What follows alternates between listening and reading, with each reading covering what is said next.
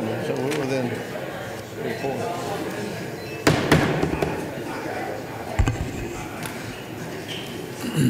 Ladies and gentlemen, we're going to get started. We've got, this morning, we've got the state general budget for 2013. We've got the 2 compensation resolutions and 2 bills, and one of which has a subcommittee report. So we want to do our best to get everything in and keep a quorum. So we're going to get started on time, and in the interest of everybody's time, there's a conflict with the caucus meeting and some other things going on, and so we're cognizant of that, and we're going to try to keep moving. On the other hand, we want thoughtful consideration of the bills and before us as well. So we're going to do our best, and we appreciate your efforts to assist us in this as well. Let me just take a minute and thank the subcommittee chairs and appropriation, the members of the subcommittees, the Senate Budget and Evaluation staff, Jason Fernandez and his excellent group of analysts who worked very hard and long hours to put together this budget, Lieutenant Governor and his staff, the President Pro Tem and his staff, and the Majority Leader and his staff.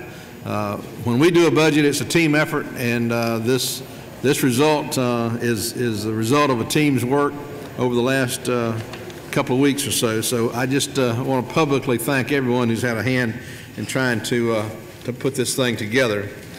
The 2013 budget totals some $19.2 billion in state funds and is based on a growth rate of 5.3% revenue growth over fiscal year 2012 amended. This growth amounts to a net increase in dollars of $720 million over the previous year's budget and $933 million over the general 2012 budget. I tell you this to lead to the next point, that the 2013 budget is all about growth and funding the growth of a growing state, and funding that growth took virtually all of the resources that we had available. Here's a short list of the dollars that we are having to spend out of the added funds, and you'll see that they are virtually all about growth. K-12 growth totaled, the funds total $127 million. The growth in regents and technical colleges, $93 million. The growth in Medicaid, $266 million. The growth in the state health benefit plan, the growth of the cost of that, some $57.6 million. The growth in keeping our 3 retirement plans well funded took another $161 million. State liability coverage, workers' comp, and other administrative costs, about $11 million. The Department of Justice agreement with behavioral health, $30 million. And all other agency growth, about $20 million. These total somewhere around $805 million, or 86% of the new spending. Dedicated state funds, including lottery and motor fuel funds, total another 6%, or a net $54 million. The net of agency cuts and new agency spending only totals $79 million, or about 8%. This 8% includes items like accountability courts, $10 million, One Georgia economic growth, $10.6 million, DJJ Atlanta YDC opening, $7.8 million, behavioral health, 40-bed forensic bed unit, increasing cancer research at the Cancer Center at Georgia Health Sciences, $5 million, $3.6 million increased funding for school nurses, beginning of a 3-year phase-in of salary equalization for GBI and DNR enforcement, about $4 million. Personnel, those personnel total about $4 million. These are real needs, and the funding based on real growth. From population growth, which has totaled well over 100,000 in population just since the census was done 2 years ago. The challenge of growth in this state has demanded most of our available resources. There are a number of agreements with the governor's budget and with the House budget as well, and I'm just going to touch on a few of those. These include restoring 10 days of pre-K in lottery funds and swapping some operations funding as well to help our pre-K schools. We agree with the House to implement the Georgia Tax Court and provided funding to speedily reconcile tax disputes out of Superior Court. We provided new funding for autism at the Marcus Center, at the Matthew Reardon Center, and at Emory. We joined the House in one-time funding for 4 new federally qualified health centers. We agreed with the House to fund 50 new slots for independent care waiver program. Together with the governor and the House, the Senate provided new funds to help increase the number of physicians and nurses being trained in Georgia and started to increase funds to meet the governor's goal of 400 new residency slots in the state. Towards those goals, we have restored cuts to the Mercer and Morehouse Schools of Medicine and increased funding for residency slots in Georgia for doctors and nurses. We're aggressive in providing funding for economic development, funding the state's second trade office in Qingdao, China, increasing the governor's One Georgia appropriation from $10 million to $10.6 million. Additionally, we agreed with the House to keep open the Plains and Sylvania Welcome Centers. We restored cuts to the Council for the Arts, the Humanities Council, and Historical Markers Program. We disagreed with the House in providing continued funding for new and existing charter systems by putting those funds in, and we forward-funded virtual schools as well. The Senate supported additional funding for the successful Teach for America program grants. Through the Office of Workforce Development and the hard work of Tricia Pridemore, we have a way to assist the technical school students in attaining CDL training and basic law enforcement courses with the technical schools of the state. We agreed with the governor and the House to add some $881,000 to the Solid Waste Trust Fund and designated the funds for scrap tire cleanup. In the new Department of Public Health, the Senate agreed with the House on funding for the previously TANF-funded Children First program. And to assist those counties who are losers in the new grant and aid formula, we've included funds to hold those counties harmless. We agreed with the House to provide $900,000 for new higher fuel costs for the State Patrol.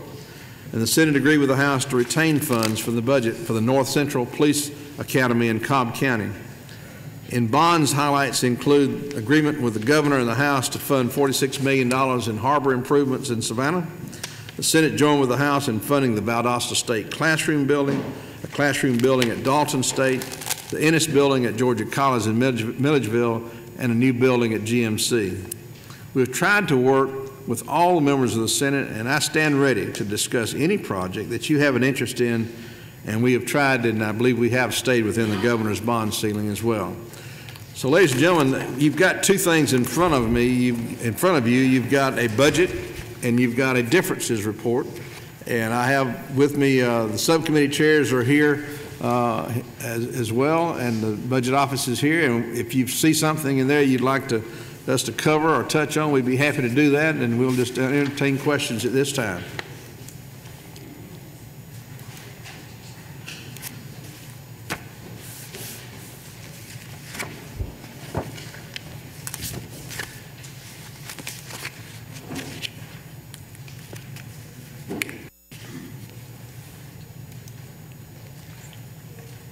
Senator Williams. Mr. President, I thought you did a great job of explaining it, and the fact that almost 90% of it went to growth. We didn't have a lot of discretion beyond that. So what we did spend the money was, a lot of it was what the governor had part of his package and initiatives that he wanted to do. I think you did a good job. If there are no questions, I'm ready to move. Well, I appreciate that. We have a motion second, but let's give it a second and let's see if we've got some questions. Of course, the question period doesn't end with this committee meeting. We'll be available today, and the budget office is available, and right on through tomorrow as well. We'll be bringing this budget to the floor tomorrow and be voting on it tomorrow. But we are proud of the effort and proud of the work of those who worked very hard to get to where we are this morning.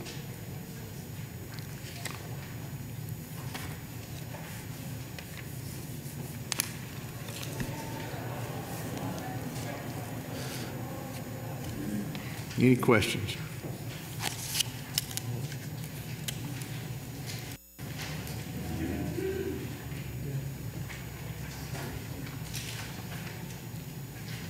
I only see a couple of folks even looking down. Most everybody's looking at me, so I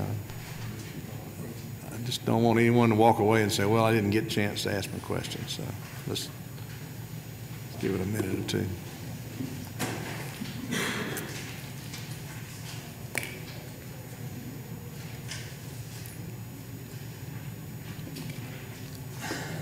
All right, I sense you're ready to vote. We have a motion from Senator Williams to pass on House Bill 742, Senate sub, second by Senator Mullis. Now, is there further discussion or questions? We'll entertain them this time.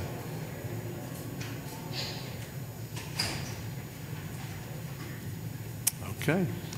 Since you're ready to vote, so those in favor of passing out Senate Bill 742 by substitute, please raise your hands.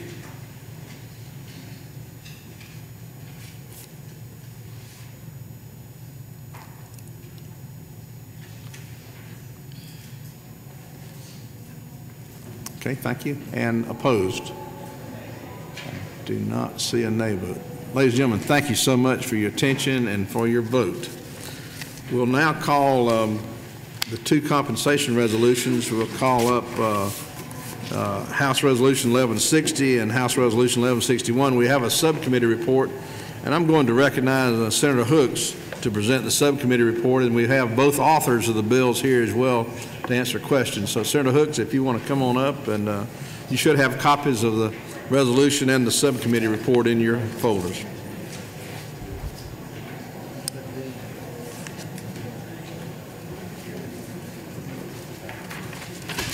Thank you, Mr. Chairman. Good to go. The very first challenge I ever had 33 years ago was to appeal before the Compensation Commission on behalf of one of my farmers who lost some cows when the Forestry Commission cut his barbed wire and cars ran over him, and he lost a whole bunch of calves. And I had to appeal before that astute body headed at that time by David Portress, who was Secretary of State, and Tom Moreland. I wasn't even sworn in, and it was an interesting experience. You have before you two compensation resolutions. I'll go through the first one, and Senator Tate is actually chair of this subcommittee, and her mother is at Emory University Hospital going through tests, and she called me during the night and asked me if I would present this on her behalf. The first one is one of the tragic stories we see occasionally, and we have done this in this committee before and in this legislature before. It is compensating a young man that was convicted and served 11 years, I believe it is, time in the state prison system, and he was subsequently exonerated and found innocent by action of the Chattahoochee Superior Court Circuit in Columbus. He was signed up to go in the United States Marine Corps. He had been accepted. He graduated from high school, Columbus Junior ROTC with honors. He was looking forward to going in the Marines, and he was subsequently arrested and convicted on a one eyewitness account. The one eyewitness had only worked in the little store, if you want to call it that. I looked at it, Representative Hughley. It didn't look like much of a store, and had only worked there one day. But anyway, he had a public defender, and unfortunately the trial went against him, and he was convicted, served 11 years. Subsequently, they did apprehend the man that actually committed the crime, and he is convicted of many armed robberies, and he is consequently serving time. Originally, they had asked for $1.1 million. The compensation resolution cut it down to $400,000, which equals his exact salary he would have received should he have served 11 years and 6 days in the United States Marine Corps. And that's what they're asking for, his exact salary as a United States Marine. Now, Representative Hughley has brought this to us. It passed the Compensation Commission unanimously and passed the House unanimously. And if you need more details, I will give you, if you'll allow me, Mr. Chairman, let Representative Hughley answer those, but I would recommend this as a due pass recommendation. All right.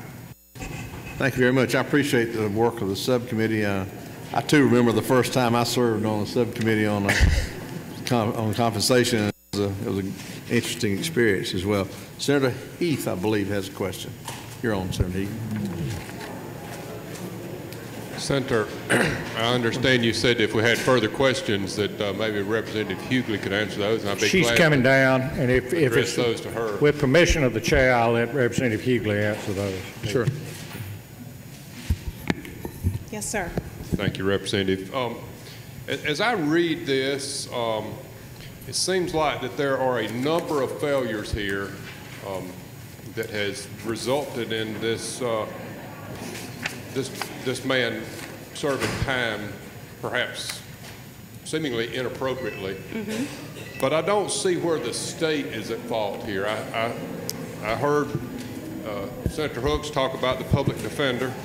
That was a service that was provided to this fellow at taxpayers' expense, but we can't guarantee quality of attorneys. I struggle to find good attorneys anywhere.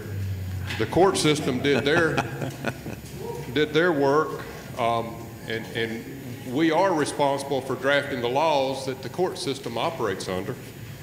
And if we need to change those laws, then that would be a measure that would be taken up in a committee other than appropriations. And we've got a victim who lied. But I don't see where the state has any liability here. This is not, the taxpayers of the state have not failed this fellow. And for us to appropriate tax dollars to make up for wrongs that were outside of our control, I think would be inappropriate. And I would just like to, I don't know if that's a question or a statement, but I'd certainly be open to your responses to that. I don't know if it's a question, but I think you're asking me why I think this is appropriate. And the reason I believe this is appropriate because the only fault Mr. Word had was being poor. Because if he were not poor, he wouldn't have stayed in jail for a year waiting on trial. And of course, we believe in a system of justice that says everyone has a right to an attorney, and the state has a public defender's office. And the public defender represented him, and the Georgia Court of Appeals said that he had inadequate representation. And that's why the court overturned his case, and it came back for retrial. And the important thing for us to remember is the fact that he was 18. And he didn't walk out of jail until he was 30. And that's the time when we are building our lives, we're building our careers, we're building our families through no fault of his own. We believe in a system of justice, and if we expect our citizens to believe in a system of justice, when that system fails, then we have a responsibility to do what we can to try and make it right. $400,000 will not pay you for 11 years lost, but the monies in this compensation resolution will help this young man get his life back on track. Because now he's out of prison. Our system does not allow for automatic expungement of his record, so he has to go through the process to expunge his record. He has to apply for jobs and compete in this job market with an 11-year, almost 12-year hole in his resume. And so everywhere he goes, he has to explain to people that he was in prison for something that he did not do. So I think that the citizens of the state who were being represented by the district attorney, and the case was the state of Georgia against Mr. Word. That case was brought based on the citizens of this state, and that's why I believe we have a responsibility to help him get his life back on track. We're not compensating him for the 11 years. What we're trying to do is help a young man put his life back on track through no fault of his own. Otherwise, how can our citizens believe in our justice system if we don't take responsibility when that system fails? Would you yield for another question? I yield. So what liability does the victim in this process have? The victim who lied that caused this gentleman to spend time in prison. He spent a year there, you said, but simply because he was poor. And this is only identified as a victim. It seems like it is that person who should bear some responsibility here. How much of this responsibility does that lying victim carry? Well, as fate would have it, the lying victim, when the second case was brought, the lying victim was brought into court from the correction system, and he has been convicted of murder and a number of other crimes. So the state of Georgia has him in custody, and so there's no way for Mr. Word to recover from him. So the poor old taxpayers get the shaft. Well, the reason we have laws in our state is to protect poor old taxpayers. And when our district attorneys bring cases, they bring them on behalf of poor old taxpayers. And we have to have a system that is fair. And when things go wrong, there is no perfect system. There is no perfect system. And I know some of us can't imagine this happening to us or to our children, because if it were our child, he would not have stayed in jail for a year. We would have bonded him out, and we would have used our resources to make sure he had appropriate representation. And unfortunately, everybody does not share that circumstance. And so we as a state have a responsibility to our citizens to make sure that our system is fair, and when the system fails, we need to do whatever we can to make amends. The state at least should say, I'm sorry, and that's all we're doing with this compensation resolution. Senator Cowsett. Thank you, Mr. Chairman. Just to follow up on those questions, I think our point is, what did the state of Georgia do wrong? Did the prosecutor conceal evidence, falsify evidence, do something improper to give this man a fair trial? Or is anything that we should be responsible for? I believe that when the young man was first interviewed by the police, he said he didn't know who committed this crime. And when the police brought him down and interrogated him after several hours, he identified Mr. Word as the person. Now, the district attorney has a responsibility to make sure that the evidence that they're presenting in the case is indeed correct. So I don't think we can just throw up our hands and say, you know, we're blameless. And I've talked to the judge in this case, Judge Jordan. I've talked to the district attorney, I've talked to the district attorney, Julia Slater. I've talked to the public defender and asked them if there were any additional information or anything else that they had, and asked if any of them objected to us asking for compensation, and none of them objected because they believe this is the appropriate thing to do. Let me just ask you one follow-up if I can, Mr. Chairman. So did the Court of Appeals find that the district attorney knowingly presented a witness that was unbelievable, or did the district attorney later admit that to you, that he was wrong, that he put a witness up that he knew was lying? The Court of Appeals said that Mr. Word had inadequate representation of an attorney, of his attorney. That's what the Court of Appeals said. Now, the district attorney didn't say any of those things. I believe that there is a fundamental difference here in how we see the responsibility of our state. Because if we are going to enforce laws and we're going to have a system of justice, if the system fails, then we have a responsibility with that as well. Senator C. Thank you, Mr. Chairman. Will the representative yield? I yield. Thank you for clarifying why these injustices does need to have compensation to try to get people back on track. My question, though, is this not a new thing that we've done here in Georgia? We have compensated others previously for the same type issues when they've not gotten fair and justice through our judicial system? That is exactly right. We've done this in years past, and we've never said that the state was not responsible. Senator Jackson. I'm on. Can you hear me? I can hear you. Did you make a statement that because he was poor, that he did not have adequate defense? I said because he was poor, he had to wait for his trial in jail for a year. If his parents had property or something like that, they would have bonded him out. So he had a public defender at some point in time? He had a public defender at trial. And one other question. The person that has been alluded to as having actually done that, did he admit that he, not your candidate, but the one that supposedly now you say that did make this crime, did he admit that somewhere in a court of law or something? What happened was that after the Court of Appeals overturned the case, the district attorney went to Mr. Word and said, we will let you go free for time served. And Mr. Word said, no, I'm innocent, and I want to have another trial. And he went to trial again, and they brought the store clerk, who at this time was in prison himself for murder and several other robberies. And he said at that time that he had not been truthful in the first trial. And so that's what happened. One other question, as you relate to that. It wasn't because maybe he was convicted of murder and other offenses that he picked this up too, was it?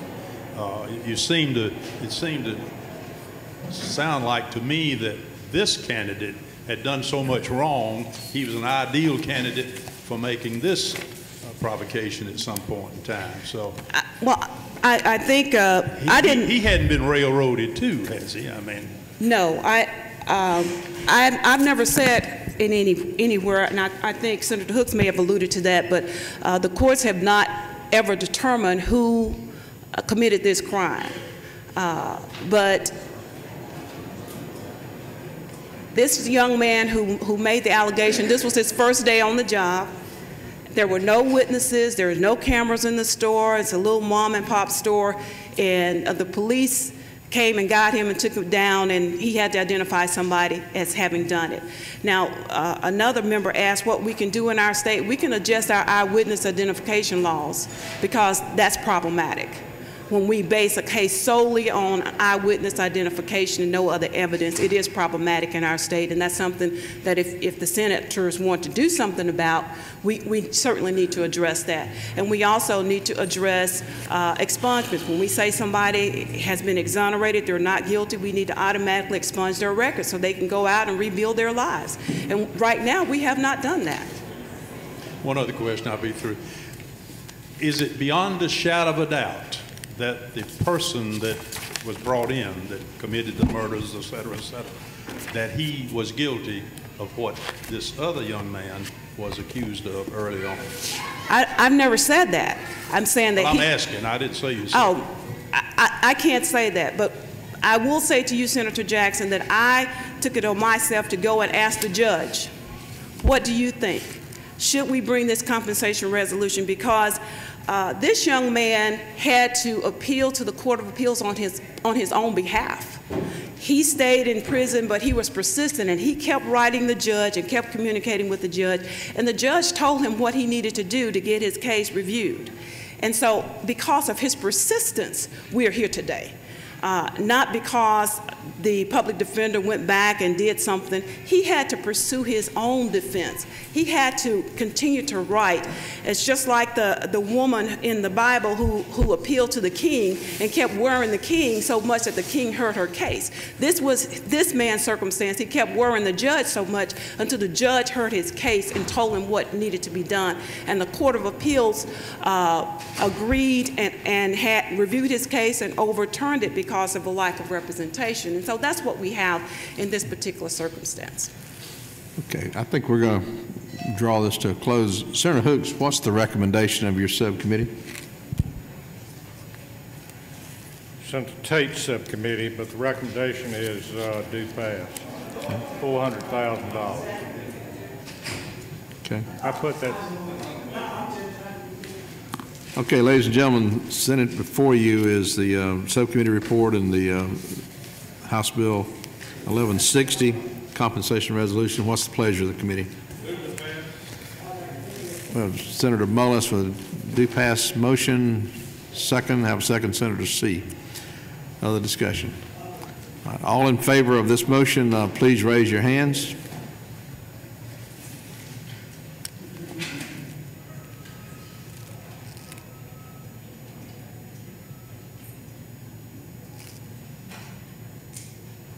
Got it? All right, and all opposed?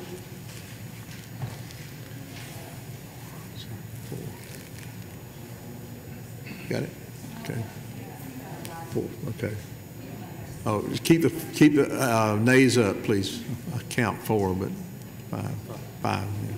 Another one. Okay, what's the vote, Madam Secretary? 15 to 5, House Bill 1160 passes out. Thank you very much. Senator Hooks, you have one other resolution. I have one other small one. It's by Representative Buckner. I'll call her with the chair's permission down at this time. This involves a man that actually was injured in Americus, Georgia, in the Labor Department office.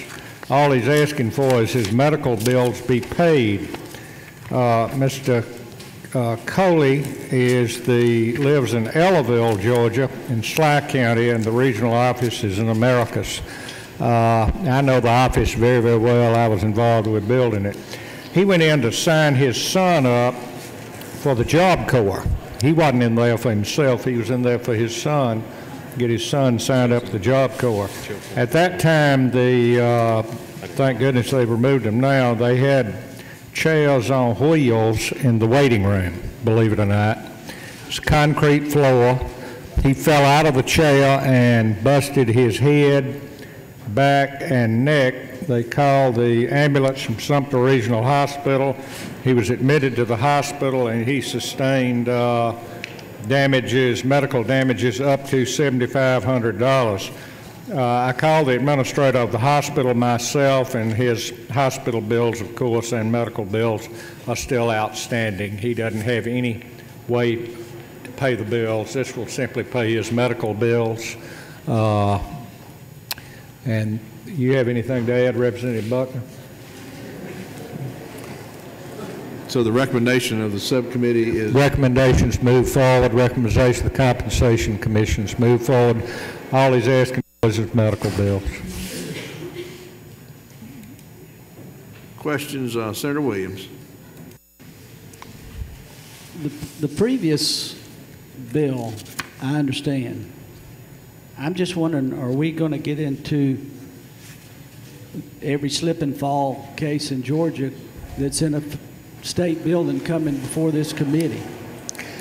Most of them are turned down, in my experience, Representative Senator Williams. What they do is they have to go before the Compensation Commission, which is chaired by the Secretary of State and has the DOT Commissioner on it. And many of them are denied. Matter of fact, just these two, and Senator Hill, correct me if I'm wrong, is probably the smallest number I've seen come before the Senate. When I was chairman of this committee, I appointed Senator Chuck Clay to chair one, and we had like 11. One of them involved a weed eater that got out of control at the state mental hospital in Milledgeville and flew off the handle and broke somebody's windshield. They agreed to compensate that. No, we don't do every one of them, but we do those that the Compensation Commission, which is the three-member commission chaired by the Secretary of State, recommends to us, and it tracks the budget. Senator C. Will the senator yield? Certainly. Senator, the wheelchair part of this, was the victim actually in a wheelchair or just sitting in the wheelchair? I'm not clear. Oh, chair on wheels. The chairs are on wheels. Now, the chairs in the waiting area? The chairs in the lobby were on little bitty rolling chairs. Now, they've taken, immediately after this happened, the Labor Department in Americas took these wheels off these chairs so they don't slide around. Thank you for that clarification. Senator Jackson, we're dangerously close to losing our quorum, ladies and gentlemen, so let's move along. My good. Yes, sir. America, Georgia. Who's responsible, the floor or the wheels? You know, if this was a great big fat case, I'd say it was a good job for some products liability employer or a lawyer to figure that out. But this man's not asking for pain and suffering or anything else. He's just asking us to pay his medical bills. He owes the hospital. Follow-up question. Yes. Well, are you saying the state, the taxpayers, are responsible for the floor or the wheels? Well, in my estimation, they're responsible for both. The state labor department should have ever had chairs in there on wheels, and the floor, I don't think, is at fault. The wheel. Well, wouldn't you think that those wheels were probably put on there for easy access for those persons? I would think. I would assume that would be the rationale. I never have asked them, but I know one thing, right after this happened, they removed all the wheels. So they had good intentions of what They was had doing. good intentions. It They're wasn't good. put in there for a handicap for anybody to Right. fall. Thank you. All right.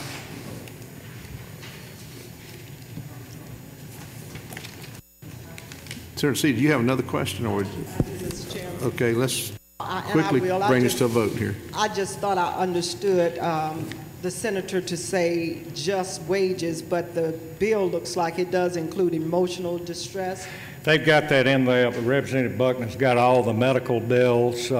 He owes Sumter It's just, Regional over $4,000. The rest of it's ambulance and medical doctors. just clarifying what the senator said, Mr. Yeah. Chairman. Thank you. Thank you very much, Senator. So Senator Hook's subcommittee is Recommend do pass. recommends do pass on House Bill 835, excuse me, on House Bill 1161. What's the pleasure of the committee? Have a motion by Senator Crosby to move 1161. Is there a second? Have a second by Senator Grant. Any other discussion on the motion?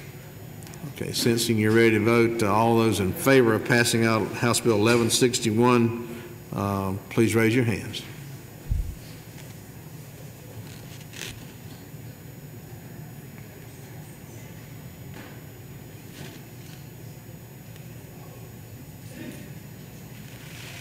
Got it? Got it? Okay. All opposed?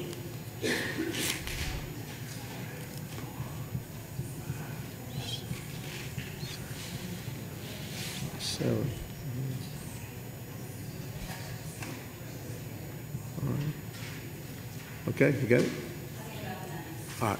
Raise your hand, please. If you're in favor of the motion, please raise. You got that? All right. All opposed, please raise your hands again. I got 7, but let's. Picked up 1 there. 8. 8 that time. That's why I don't say it as I usually let them do it. Let's see what they get. 2 of them count. So. 12.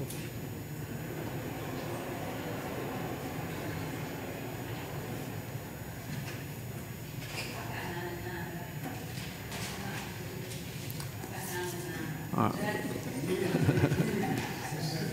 Ladies and gentlemen, in abundance of caution, having gotten caught in this situation last year, I don't want this to happen again. Before we leave here, we're going to try to get a vote that counts. So, all in favor of passing out 1161, please raise your hands. Some folks might have voted on both sides, but it's okay. It's all right.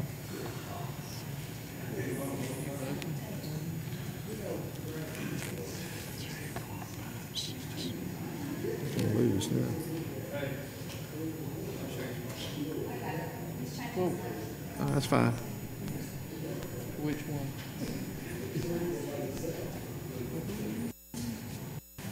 You get, 10. we count 10 for, all right, and opposed.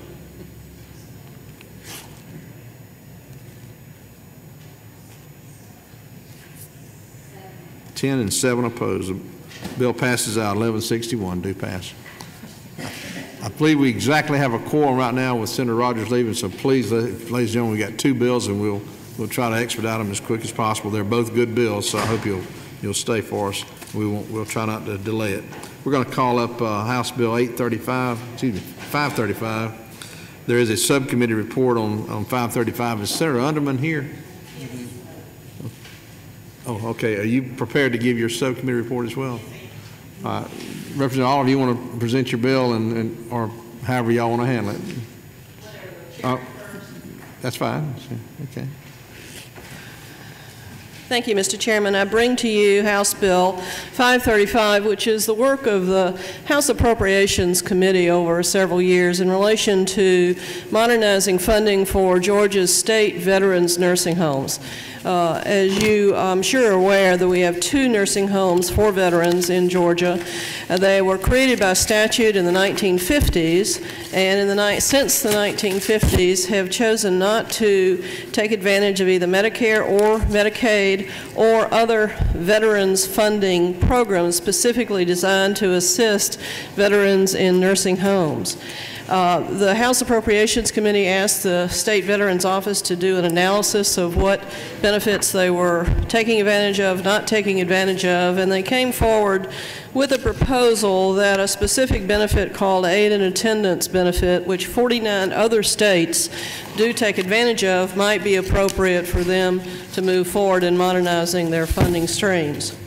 The purpose of 535 is to give specific authority to the Veterans Service Administration to determine the appropriateness and the fee schedule for the aid and attendance benefit from the federal government. Again, we in Georgia are one of 50 states that does not take advantage of this opportunity for federal funding to assist our veterans, and I believe that this is one step that we can take forward to modernize the funding streams and the opportunity to serve our veterans. Mr. Chairman, I'm happy to answer questions. This did come as a priority of the Appropriations Committee of the House. It will save between $3 and $6 million a year. All right, Senator Underman, you can take your mic and just comment on the work of the subcommittee. Thank you, Mr. Chairman. This bill did come through the subcommittee. It passed unanimously. I think there was 5 members on the subcommittee, and we have been working on this for about 3 years now, and I'm glad to see it come to fruition. The subcommittee did agree that it needs to go a step further, but this is a baby step. We're glad to take that baby step. Very good. Senator Bullock, you have a question? No, sir. At this time, I'd like to make a motion. All right. Well, let's see if we have any additional questions of the author or the subcommittee chair. All right. Well, what's the pleasure of the committee on House Bill 535? Move do pass. Have a motion by Senator Bullock, do pass. Have a second, Senator Underman. Any discussion on the motion? All in favor, please raise your hand.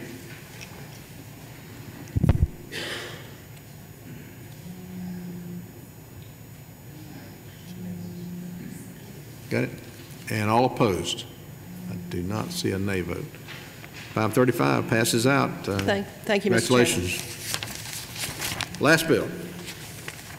I'm going to call up Representative Byrd and Representative Martin to handle HB 456.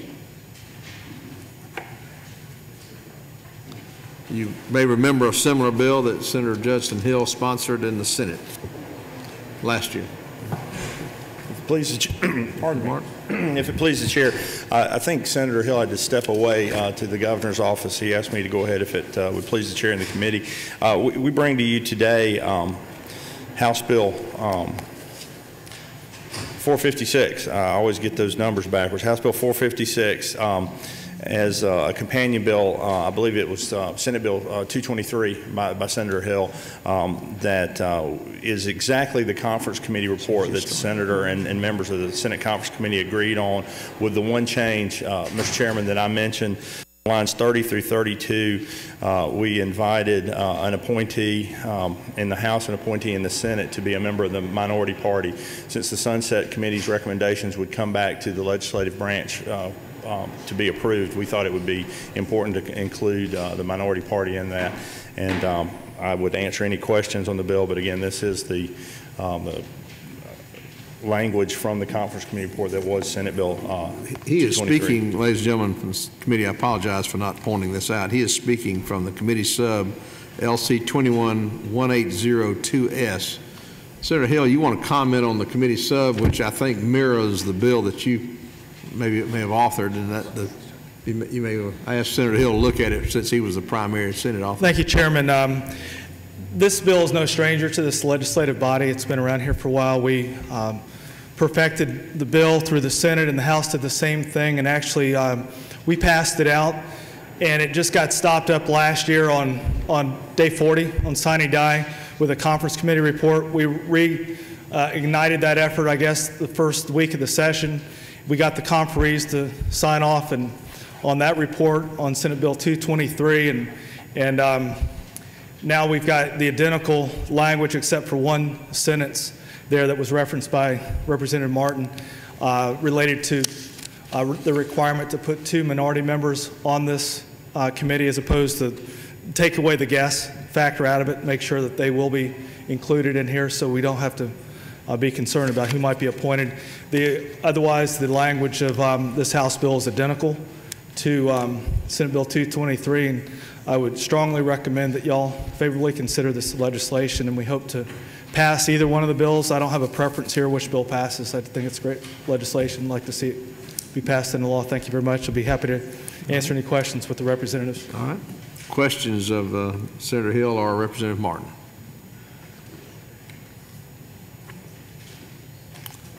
All right. Motion by Senator Bullock do pass by substitute. Senator Bullock. Second by Senator Mullis. The motion is to pass HB 456 by sub, LC 211802S. All in favor of that motion, please raise your hand.